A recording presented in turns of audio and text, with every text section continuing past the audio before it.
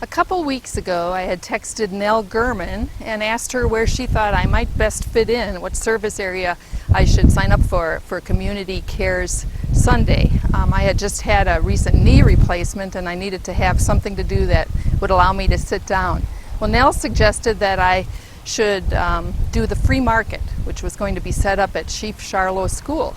Community Cares Sunday arrived and I hiked over to the school with my team. They had already sorted thousands of items of clothing and stacked dozens of tables high with these clothes. And we waited for parents to come in. It was neat to see single dads pushing strollers, single moms with multiple kids hanging on them. There were grandparents with kids, and there was extended family, a lot of activity. And then something happened, and I want to share this story, a very neat story of a God-ordained encounter that occurred on Community Cares Sunday. So I have to start with going back approximately 4 years ago. My family and I were walking to the Chief Charlo parking lot after having attended the 11 o'clock service at MAC, and it was raining or had rained and we were hustling to our car. I looked down and I saw a photograph-sized piece of paper lying in a puddle. Upside down. Picking up that piece of paper and turning it over, I saw that it was a photograph of a school child, a boy probably about the age of 8 or 10.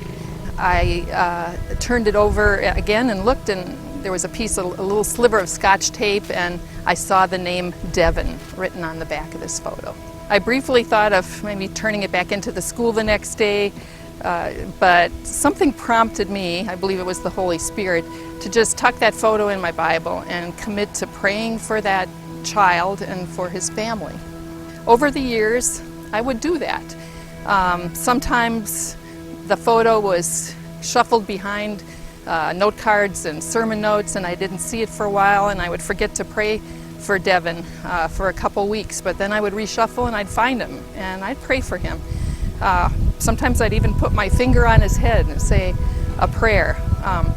Sometimes I would just say, Lord, let Devin know that you love him. Or I'd pray, Lord, I pray that his family knows you and then they can encourage him. Or please help Devin do well at school. One day I do remember praying specifically. It was kind of a casual, off-the-cuff prayer to the Lord, and I said, you know, it would be nice, Lord, if somehow, sometime, you might let me know how Devin is doing. After an hour or more had gone by at the free market, we were all still busy helping parents find clothing items. I turned and saw a woman standing looking through a stack of clothes, and I asked her if I could help her find some item. And then I noticed that there was a teenage boy standing close to her, and I took a look at him, and it wasn't more than a matter of seconds before I had to say to him, I just have to ask you, is your name Devin? And he said, yes. Here I was talking to his mom and Devin, and I had to say, you won't believe this, but I have been praying for you for years. I told them the story of the lost and found photo, and from what they could estimate, they thought maybe it was at least 4 years ago that that photo was taken. And now I come to find that Devin is 14 years old and he's about ready to head off to high school next week. So his mom and I were tearing up over this, but she went on to tell a little bit about her family. Said that Devin's dad was hospitalized in Spokane, he had had a recent kidney transplant and was suffering some complications. So the family had been traveling back and forth. I found out that Devin had a brother named Hunter. His mom shared that Hunter was a special needs child and she had been homeschooling him for a couple of years to help him. I told her that's something I could really pray about for them. And I also shared with them that I could relate to their family's situation with the dad being sick because my husband had been suffering with a chronic illness and hospitalization and surgeries gone bad and complications just like Devin's dad was suffering. So I said it would be a privilege for me to pray for that area of your family too.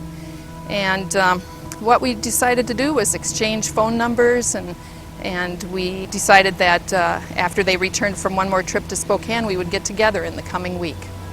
Before we parted, I asked Devin if I could pray for him before he headed off to high school, and he said yes. So I got to pray for a child who I had known only as little boy Devin, and now he was standing next to me as a young man ready to head to high school. Ravi Zacharias, in his book titled The Grand Weaver, said that the work of a sovereign God leaves us overwhelmed at the way he weaves the threads. I still cannot get over how sweet God was to arrange for me to meet Devin in person. I'll never get over it. A verse came to my mind that I found in James 4, and it says, "You do not have because you do not ask God." God showed me that He is delighted and willing to answer even the whispered prayers of my heart. But from now on, I've learned I'm going to be asking a lot more of God.